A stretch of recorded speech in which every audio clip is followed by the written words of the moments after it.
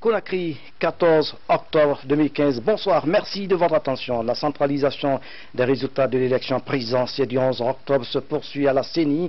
Les résultats provisoires partiels est attendu ce soir même après ce journal.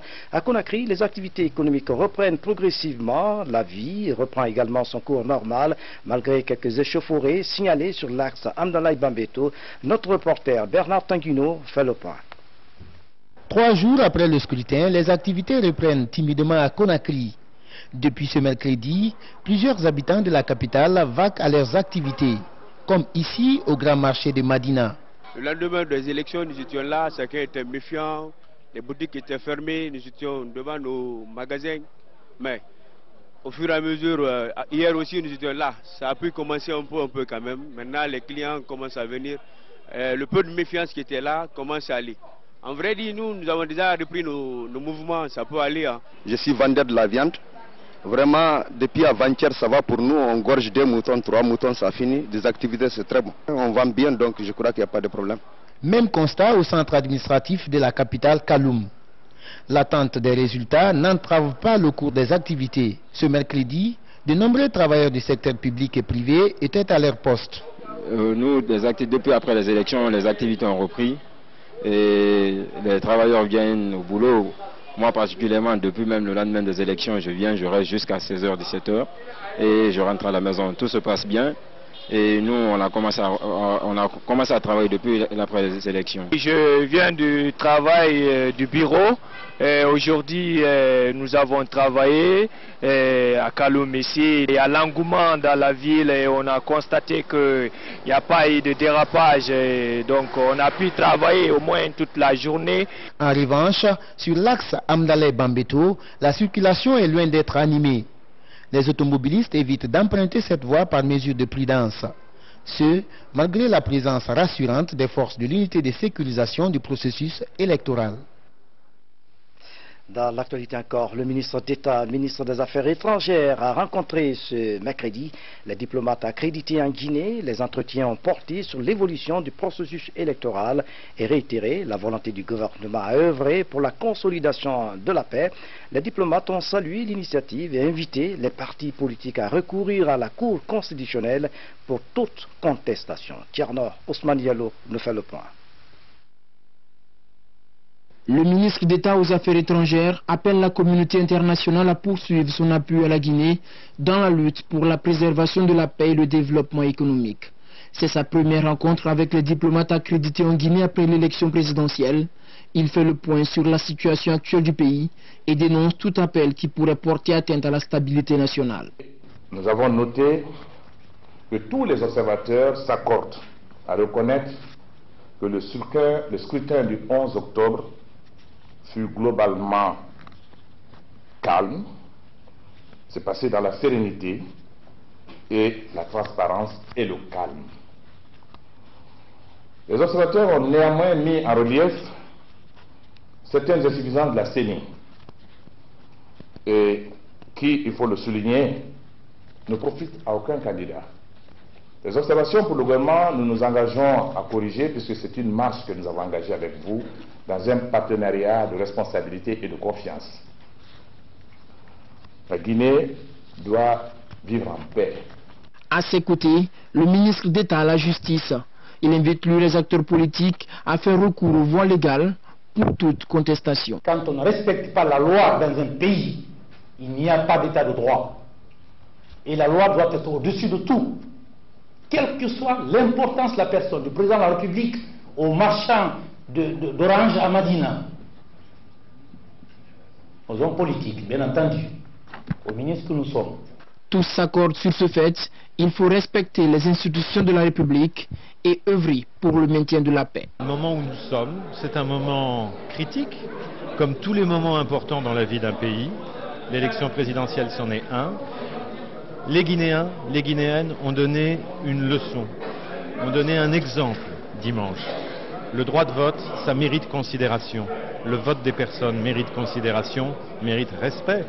Et c'est au nom de ce respect qu'il ne faut pas dégénérer dans la violence, Et s'il y a des contestations, qu'elles soient exclusivement par les voies du droit, comme l'a dit le ministre de la Justice et le ministre des Affaires étrangères. Voilà, mais j'ai confiance. Les Guinéens ont accompli leur devoir civique le 11 octobre dernier. Les résultats provisoires sont attendus. Le gouvernement et les acteurs de la société civile continuent leur appel au calme. Après les missions d'observation de l'Union européenne et de l'Union africaine, celle du fleuve Mano a présenté ce matin son rapport sur le déroulement du vote. Elle a apprécié le calme et la sérénité des électeurs. Mabinti Laïsouma a parcouru ce rapport. 3 jours après le scrutin présidentiel, les délégations des missions d'observation continuent à publier leurs différents rapports préliminaires. Ce matin, la mission de paix de l'Union du fleuve Mano a exprimé sa satisfaction quant au déroulement du vote de dimanche dernier. La mission avait dépêché 5 équipes d'observateurs à Conakry et dans certaines villes du pays. La mission a relevé des défis relatifs au déroulement du processus de vote, dont, entre autres, 1. Le fichier électoral n'ayant pas été établi par ordre alphabétique. Cela a créé la lenteur observée dans le déroulement du vote. 2. Dans certains bureaux de vote, la mission a observé que des agents étaient peu outillés pour exécuter effectivement leurs tâches. 3. La mission a en outre noté l'absence de panneaux d'orientation des électeurs pour localiser facilement leur bureau de vote. En dépit de ces faiblesses qui n'entachent en rien la crédibilité du scrutin, la mission de l'Union du fleuve Mano pense que l'élection présidentielle du 11 octobre a été organisée de manière satisfaisante. Hier déjà, l'Union africaine et l'Union européenne ont embauché la même trompette. Le constat de ces deux institutions expertes en matière électorale rassure les Guinéens quant à la crédibilité du scrutin en dépit de quelques manquements liés à l'organisation. Des institutions existent et fonctionnent qui sont appelées à en connaître.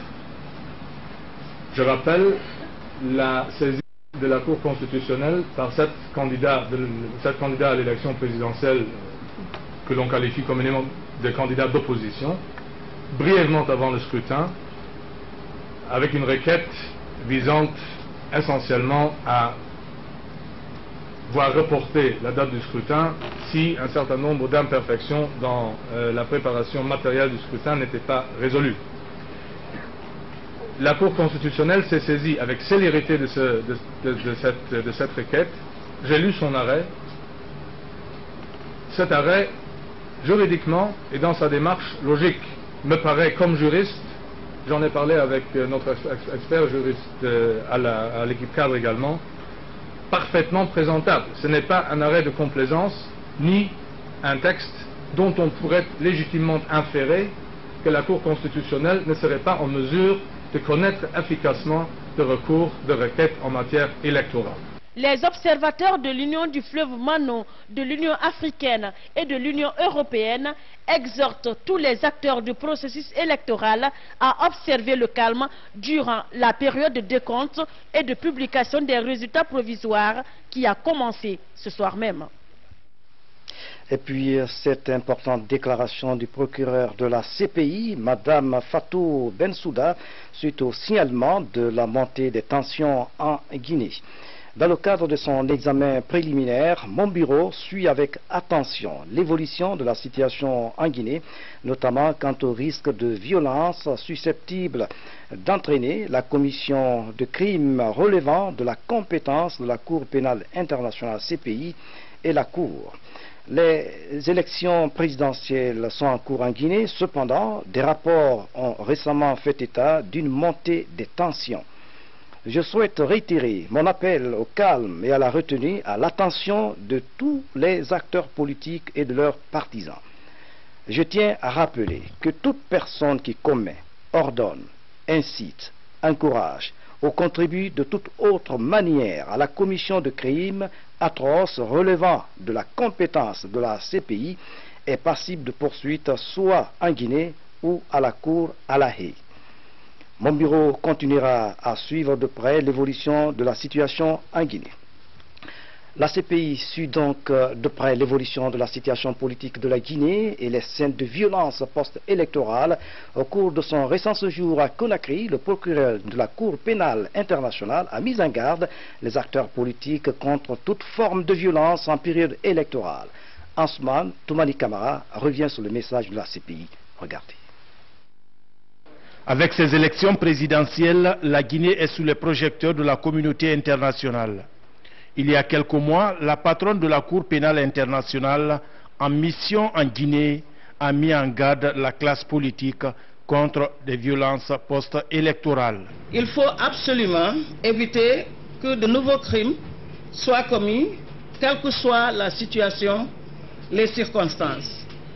Nous savons que la violence peut surgir à l'occasion d'élections, comme je l'ai fait en 2010. J'appelle tous les acteurs politiques guinéens à s'assurer que les élections se déroulent dans le calme et que leurs partisans abstiennent de toute violence. J'ai confiance que ce message sera entendu par tous les Guinéens et je continuerai à suivre la situation de près. La Guinée, conformément à son statut d'État partie à la Cour pénale internationale, peut et doit démontrer sa volonté et sa capacité à lutter activement contre l'impunité et le recours à la violence. Régler les différends électoraux par la violence ou faire recours aux institutions compétentes du pays, les 8 candidats ont le choix citoyen à faire. Leur sens de responsabilité et d'homme d'État est soumis à l'épreuve sous le regard des électeurs qui, le 11 octobre dernier, ont démontré une nouvelle fois leur maturité politique. Les religieux appellent les leaders politiques à faire preuve de sagesse et de retenue et leur demandent de proscrire les manifestations et d'épargner notre pays du désastre. Écoutons Elhadj Mamadou Saliou Kamara, grand imam de la mosquée Faisal, et Monseigneur Vincent Koulibaly, archevêque de Conakry. Depuis quelques jours, dans le cadre de l'élection présidentielle du 11 octobre 2015, notre pays traverse des moments difficiles, marqués par des violences de toutes sortes. Après avoir constaté avec beaucoup d'amertume ces actes qui continuent dans notre pays et analyser les discours des acteurs politiques ainsi que de certains de nos concitoyens, nous sommes très inquiets. Les populations nous interpellent pour partager avec nous leur peur face à la tournure que prennent les événements de ces derniers jours. C'est pourquoi nous vous adressons ce message d'appel pressant à la paix et à la raison. Guinéennes et Guinéens,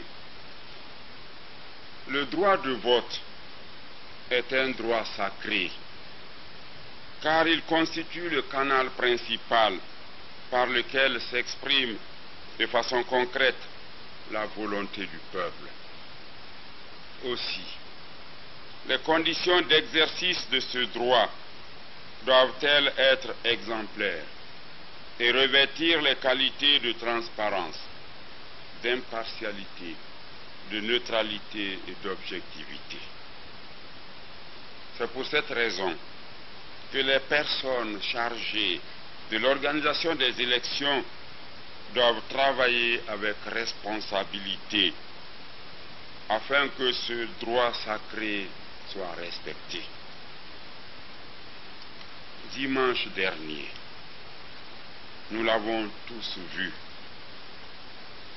Les Guinéennes et les Guinéens se sont levés comme un seul homme pour exercer ce droit dans la paix, en dépit de quelques dysfonctionnements que nous avons toutes et tous constatés dans l'organisation logistique de cette élection.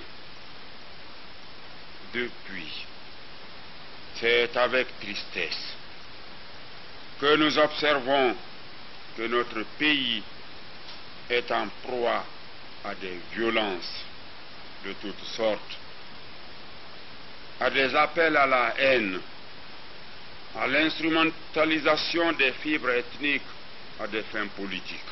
Le langage de la violence n'a jamais rien réglé dans un pays. Les peuples qui l'ont expérimenté savent qu'il a engendré des conséquences regrettables.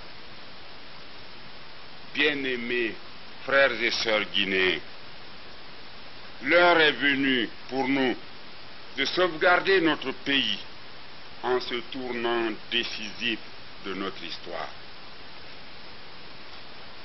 Chaque parole doit être pesée. Chaque acte doit être mûrement réfléchi. Aussi, voudrions-nous convier au nom de Dieu tous les leaders politiques et leurs militants à faire preuve de sagesse et de retenue, à proscrire les manifestations violentes et à épargner notre pays du désastre. De grâce, épargnons à nos enfants cette vallée de larmes dans laquelle d'autres pays se Xame anun Guinée Furi anun Dimedi le 11 mo votu na hammatura bara mo tambe abara dangia fanyira mo tambe la Guinée bara tonkuma fanyi fi a votu ki mo na hantura bara kere fegbegbe bara dangi akui bore kenen tariana na hankui khashi tan kenen ri ami wal bore tan kenen ri nabara findi sabuira mo bara balawu yeto turtiyema mo bara to wonnante ya bilen fiara mo bara to yete kuma gere sofe gbari mo bara to wa gonye makata fe gbari ton yimu do hara kono gere maso sharia ndenan saha ma bohi luwa kui na luwa na han sebari khabohi din ham biri wa ma boya sagon birin na sharia nan biyama khande fasalu ama biya banki de na hallan agana sharia biya tariya makiti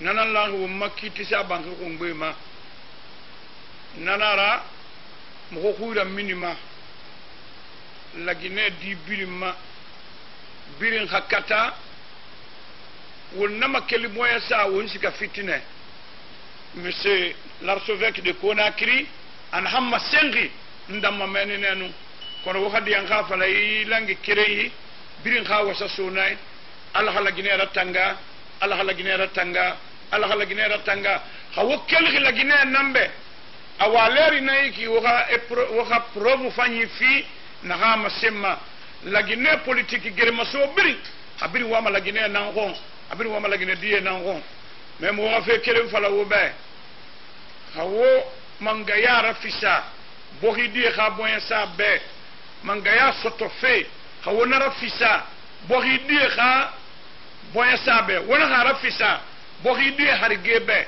wona kha rafisa bohi die kha tinabe kan ko muno ka duniya muno wo makiti de me wo ha kulun tanno alqiyamatina ala fama bir makiti de na hanna khiliti herima heri limi yara alqiyama na hanna khiliti balawima ibalawuna limi yara alqiyama won tiamu bete mo ko nyoko na ma wo mo ko mema bugo nyugo na ma wutti ma marasira.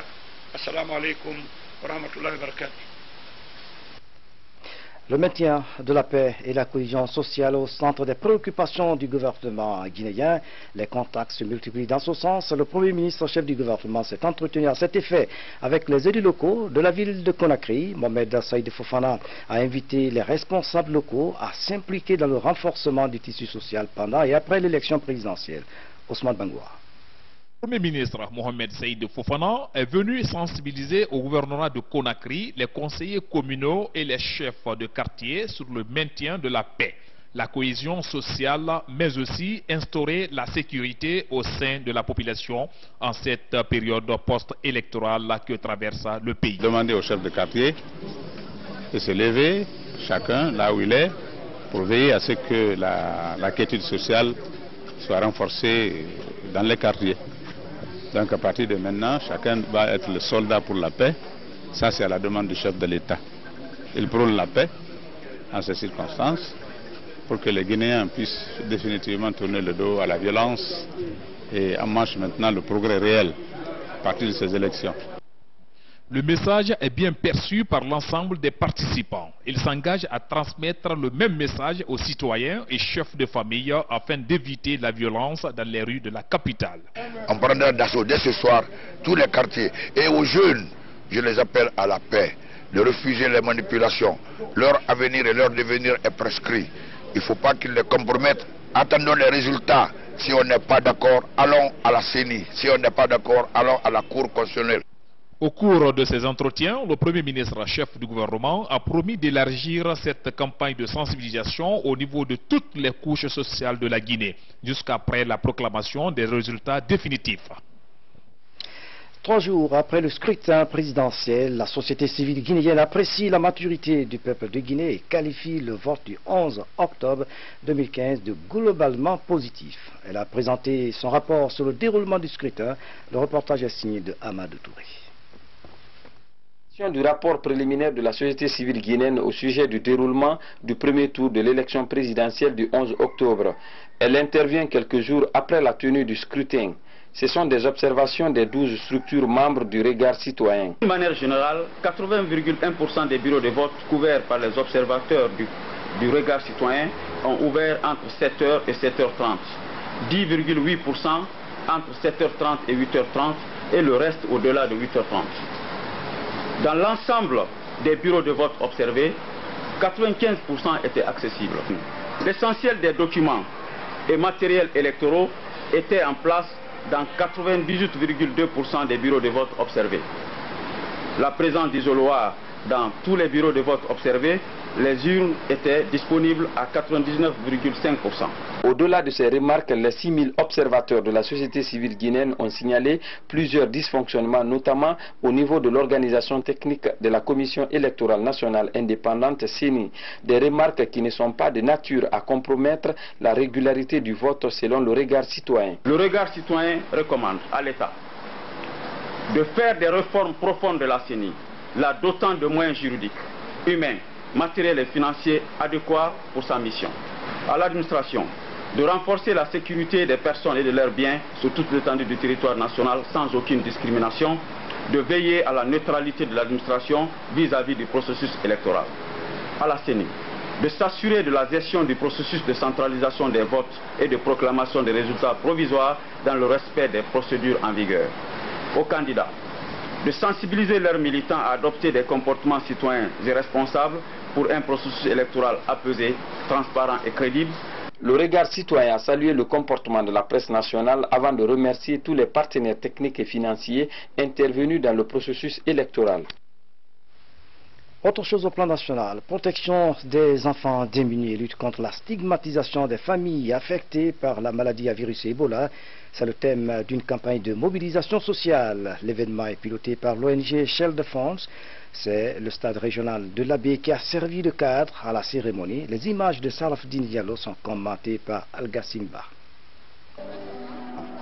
Nous sommes au stade Saïfoullah Diallo de l'Abbé. Ce n'est pas pour un match de championnat, mais le lancement d'une mobilisation sociale pour protéger les enfants affectés par la maladie à virus Ebola. L'idée qui nous anime à organiser cette rencontre est de permettre à tout un chacun de comprendre les enfants victimes de Ebola, les enfants stigmatisés, les enfants en situation difficile, sont des enfants à accompagner, à soutenir pour que ces enfants puissent revenir dans leur espoir et leur permettant de se développer. La démarche vise à donner un sourire aux enfants affectés par l'épidémie d'Ebola tout en luttant contre les préjugés dans leur communauté. Ces enfants ont perdu leur papa à Mali et aujourd'hui, et les enfants et leurs mamans bénéficient tous de l'appui financier, matériel et moral de Tchadfoun auprès de nous. Présente dans la région depuis juin 2015, l'ONG Child Fund entend ainsi contribuer à la protection et la prise en charge psychosociale des enfants affectés par la maladie à virus Ebola. Et puis, le ministre d'État, ministre de la Justice, garde des Sceaux, informe le public que les dates précédemment fixées pour les concours de recrutement des auditeurs de justice et élèves greffiers sont modifiées ainsi qu'il suit. Concours de recrutement des auditeurs de justice les 24 et 25 octobre 2015. Concours de recrutement des élèves greffiers les 31 octobre et 1er novembre 2015. Le lieu des concours, centre unique, reste le lycée 2 octobre dans la commune de Kaloum. Le démarrage des épreuves reste fixé à 8 heures. Le ministre d'État, ministre de la Justice et garde des Sceaux attache une importance particulière au déroulement normal de ces concours qui s'inscrivent dans le cadre de la qualification du personnel judiciaire et du programme de recrutement des jeunes initié par le gouvernement. Le ministre d'État, Maître Cheikh Sako. Lancement à Pita des travaux de réhabilitation d'une série d'infrastructures. Vous allez donc voir en image. Ces travaux sont financés par l'ONG Guinée Fondis International. C'est le ministre d'État, conseiller à la présidence, Ba Ousmane, qui a mis en route ces travaux dans la localité de Balaya. La culture du maïs est relancée en Haute-Guinée. Un projet vient d'être lancé par la fondation Rio Tinto. Plus de 600 millions de francs guinéens seront injectés dans la production du maïs. Ce projet va améliorer les revenus de 4000 paysans à Kouroussa, Madiana et Kankan. Dans un instant, vous pourrez suivre la proclamation des résultats provisoires publiés par la CENI. Ces résultats concernent quelques ambassades et consulats et certaines préfectures du pays. D'autres résultats sont attendus demain. Voilà, mesdames, messieurs, c'est la fin de cette édition. À tous, merci de nous avoir suivis. Excellente soirée. Où que vous soyez dans le monde. À demain.